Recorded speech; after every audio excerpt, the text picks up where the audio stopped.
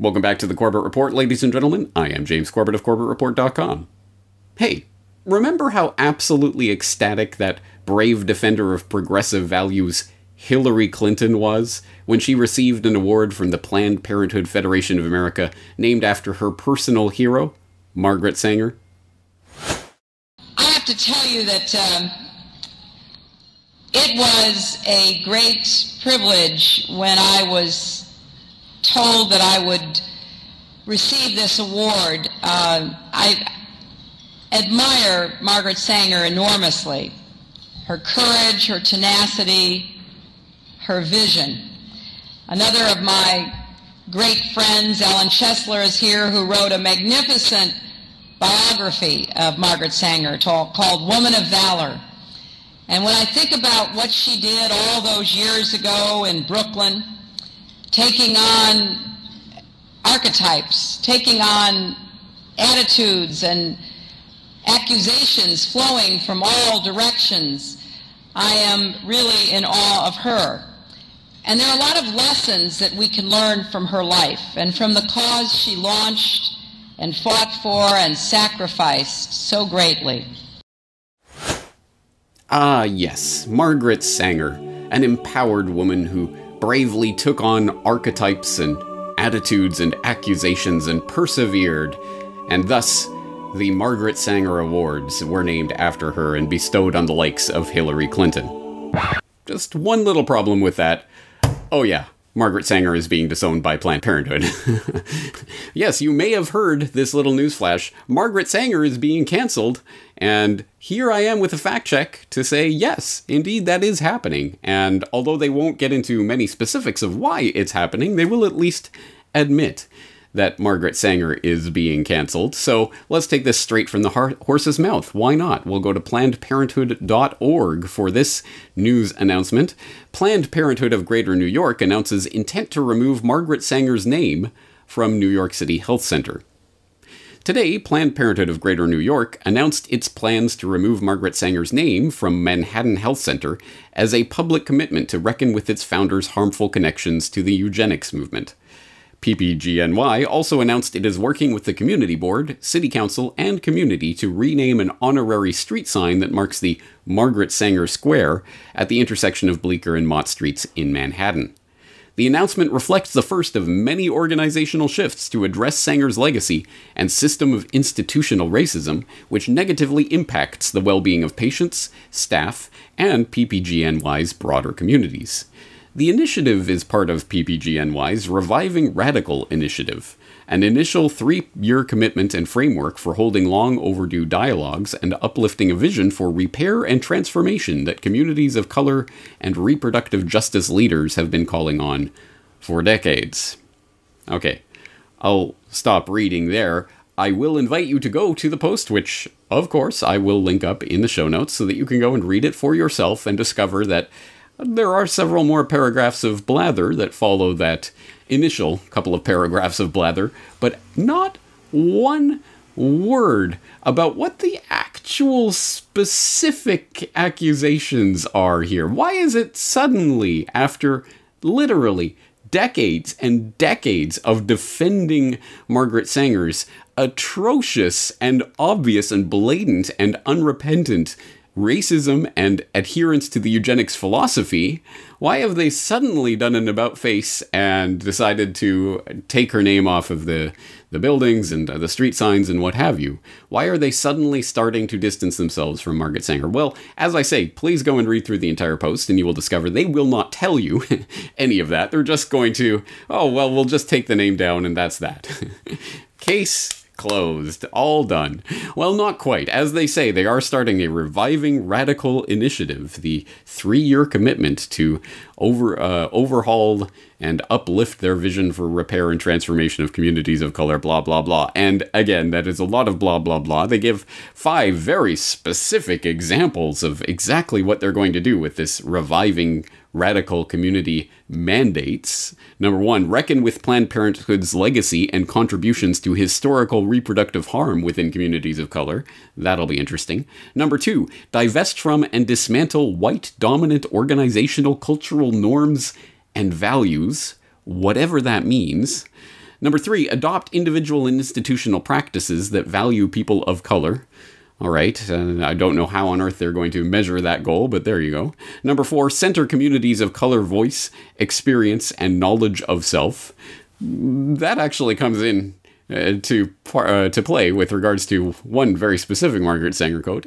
And number 5, build accountable relationships with communities of color. Again, a lot of touchy-feely political blather, which one understands in the current political climate why Planned Parenthood is saying this, but as I say, go read the post for yourself. They will not at all even broach the subject of what it is specifically that Margaret Sangъr said or did that they are now trying to distance themselves from.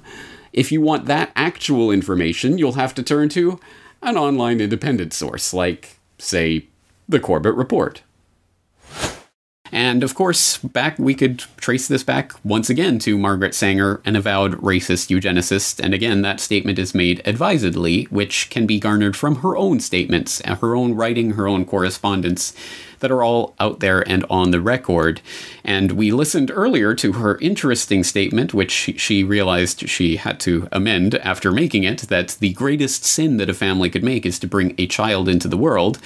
Well, she did affirm that elsewhere in her writing, so that was not just a slip of the tongue. For example, in one of her writings, she wrote, quote, "The most merciful thing that the large family does to one of its infant members is to kill it," end quote. And just in case there's any confusion about what the driving agenda and ideology behind the American Birth Control League and Planned Parenthood really was, she wrote about this in great length in various essays and articles, and in the Birth Control League official publication, where she wrote things like, quote, "The campaign for birth control is not merely of eugenic value, but is practically identical with the final aim of eugenics." And, quote, "Eugenics is the most adequate and thorough avenue to the solution of racial, political, and social problems," end quote. Now, quotations like that, when they're delivered out of context like that, tend to instill in a lot of people out there the idea, well, this really is all about helping the poor people. This is all about creating the nicer conditions for human society generally so that people can get along and prosper and be happy. But there is the underlying niggly little detail that this is an absolute dagger aimed at the very populations it is supposed to be helping. In the time-honored tradition of wolves in sheep's clothing, so too has the American Birth Control League and Planned Parenthood been very careful to cloak its real agenda behind woolly rhetoric about helping the poor, when in fact the poor and hatred of them are the very core of Margaret Sangър's eugenics ideology. And again, this is garnered from her writings, such as, quote, "All of our problems are the result of overbreeding among the working class," end quote. And, quote, "It now remains for the U.S. government to set a sensible example to the world by offering a bonus or yearly pension to all of obviously unfit parents who allow themselves to be sterilized by harmless and scientific means. In this way, the moron and the diseased would have no posterity to inherit their unhappy condition. The number of the feeble-minded would decrease, and a heavy burden would be lifted from the shoulders of the fit," end quote. Now, again, there doesn't have to be much speculation about who she was talking about when she talked about the morons and the unhappy offspring of these diseased and feeble-minded people, because she did, in great detail and at many different occasions, outline exactly who she was talking about, namely the members of that working class that the liberal left intelligentsia of today seem to think that they're helping with things like Planned Parenthood, and more specifically that subset of the working class who happens to be non-white, which is not an incidental part of this. In fact, in the 1930s, Margaret Sangъr and her American Birth Control League cronies were working on something called the Negro Project, which was self-admittedly designed to exterminate the Negro population. Once again, this is not my take on it, this is directly from her own writings. In a 1939 letter to Dr. Clarence Gamble of Procter & Gamble fame, she wrote, quote, "The minister's work is also important, and he should be trained, perhaps by the Federation, as to our ideals and the goals that we hope to reach.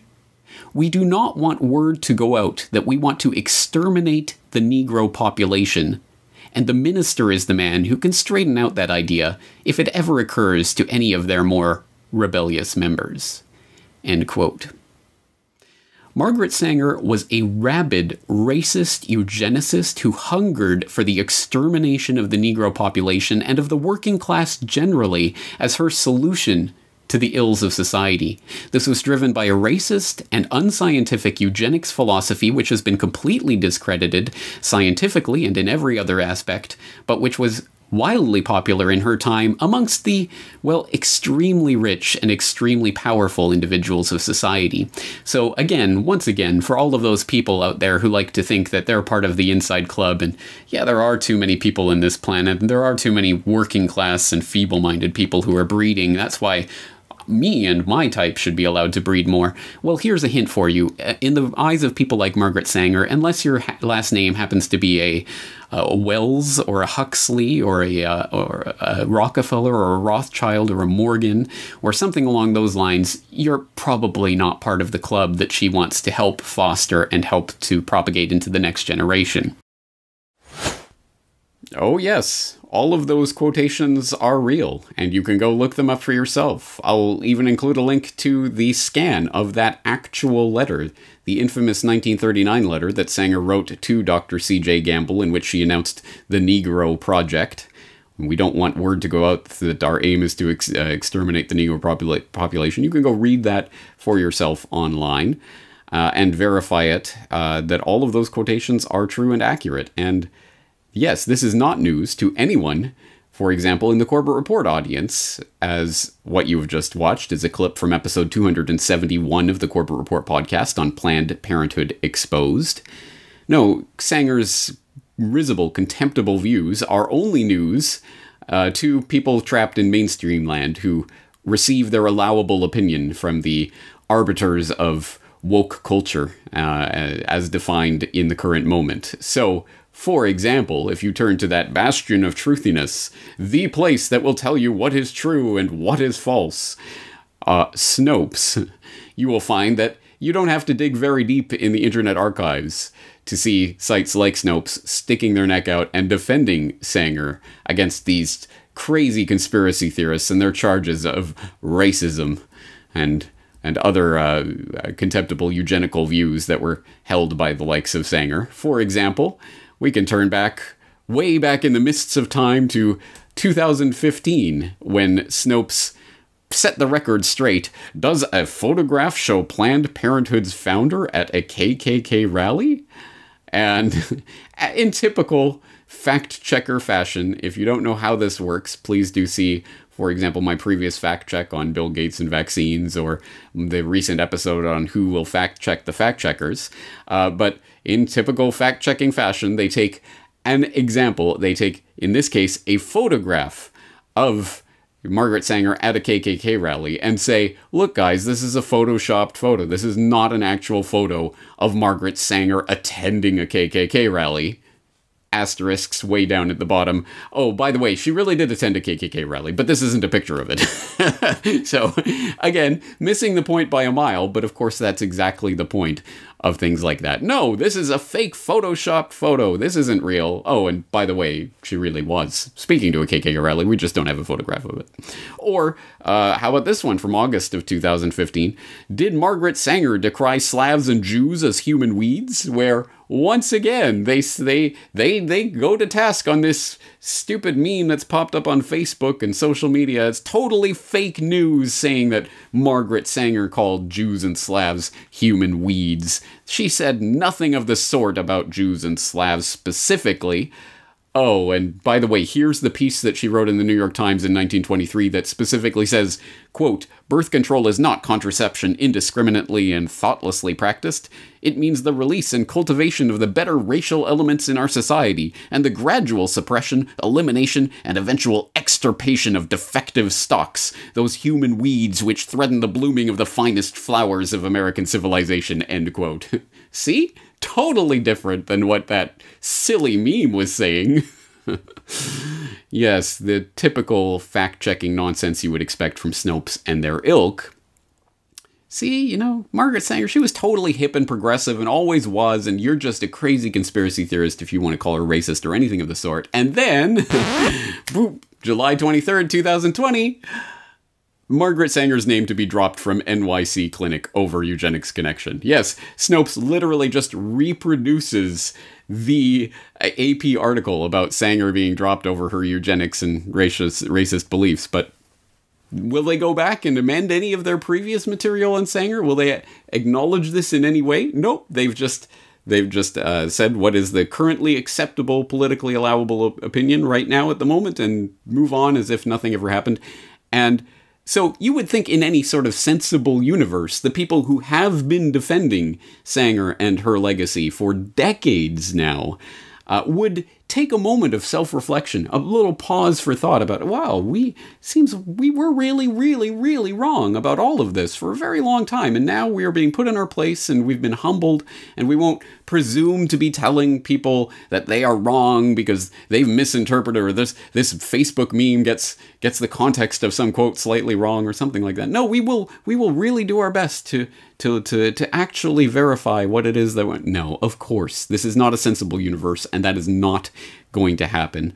The organizations and the journalists and everyone else that have been defending Sanger for all this time will simply now join in on the acceptable, politically correct slogans of the moment, Black Lives Matter, or whatever it is we're supposed to say. They will say those words, and they assure themselves that they are part of the cool kids club and that they're woke, and that'll be that. And there will be no pretzel knot twisting to try to justify previous behavior. There will be no amendments or anything. They'll just simply move on as if they've always believed this. And you'd be crazy if you didn't.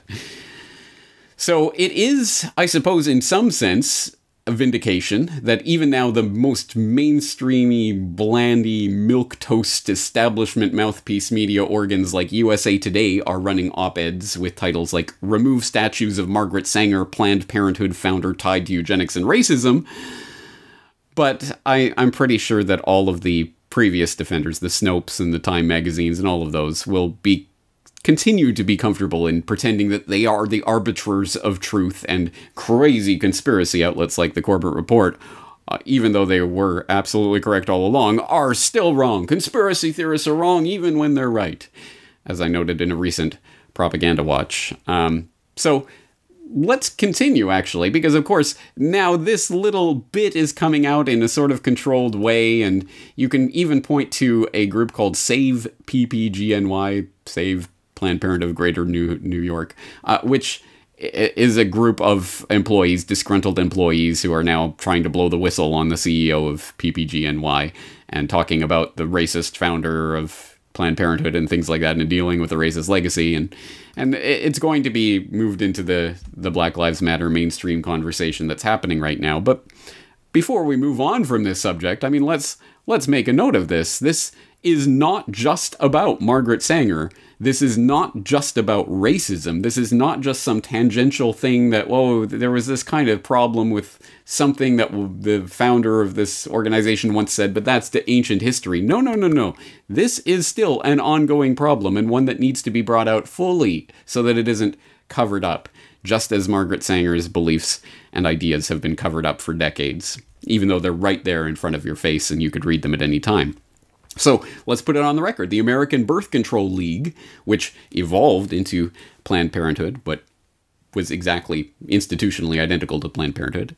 It was the birthplace of Planned Parenthood. It boasted such sterling board members as Lothrop, the Rising Tide of Color Stoddard, the League's Birth Control Review, which was its magazine, its periodical, published such luminaries as American eugenicist Harry Laughlin and Nazi eugenicist Ernst Rudin, and a whole slew of other literal card-carrying eugenics society members, and the model eugenic sterilization bill that was used as the basis for the involuntary sterilization laws that were implemented throughout the United States. And of course, you can find out more information about that in Why Big Oil Conquered the World.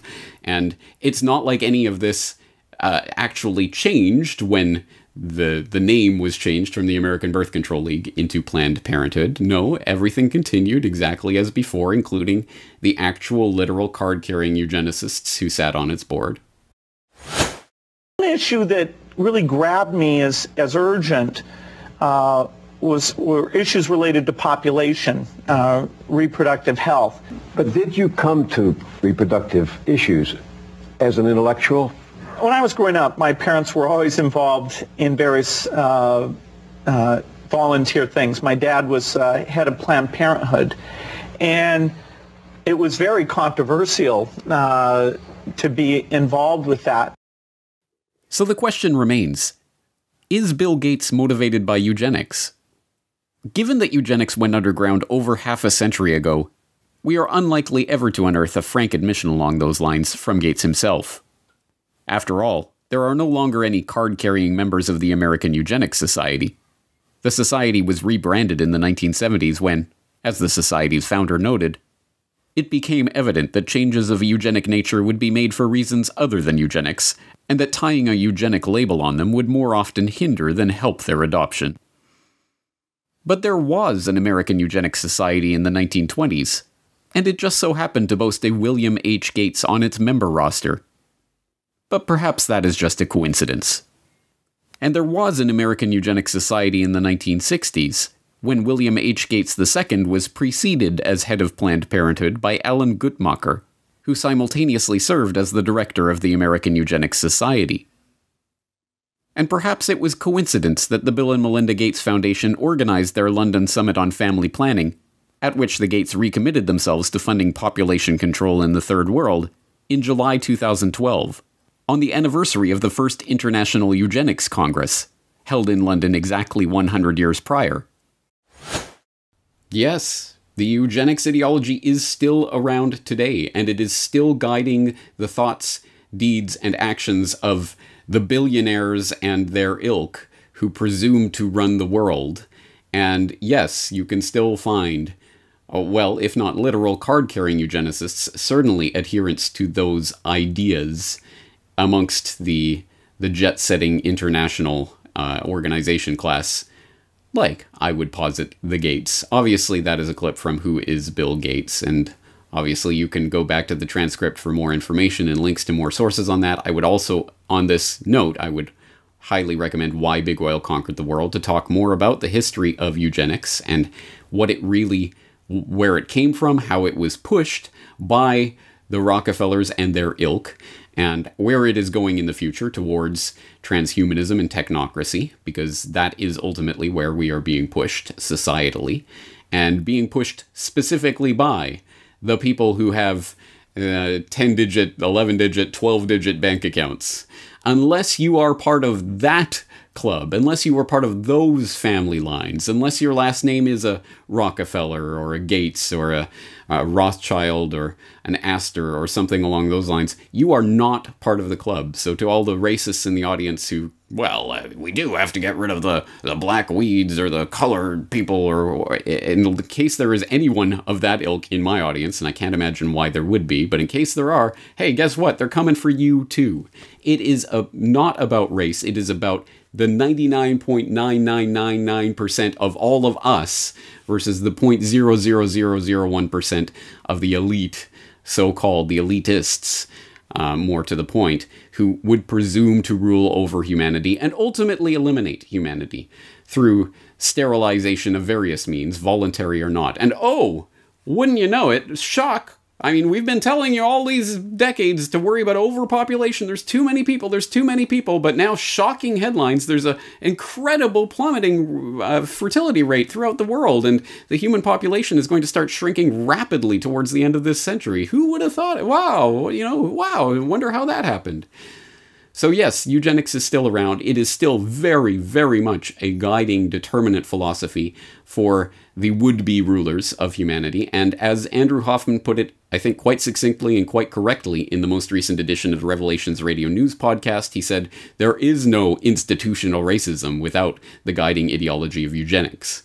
So I would hope that if nothing else, this current climate, the political climate of wokeness and Black Lives Matter and all of this would at least start to hone in on and uncover some more of this deeper agenda, rather than just looking for buzzwords and looking for trite, meaningless blather about reviving communities and all of that that's completely meaningless and will not be measured or measurable in any meaningful way. Instead, if we were looking to actual, real guiding ideology, where it comes from and what it aims at, well, then perhaps this current political climate could actually have some positive effects. I am not holding my breath for that to appear in the pages of USA Today or Time Magazine or on the website of Snopes, but we will see if we can push it through here in the independent media. Anyway, as I say, there's a lot of information to go through today, a lot of sources that people will need to check into, and I encourage them to do so at corbettreport.com. That's going to do it for today. James Corbett, corbettreport.com.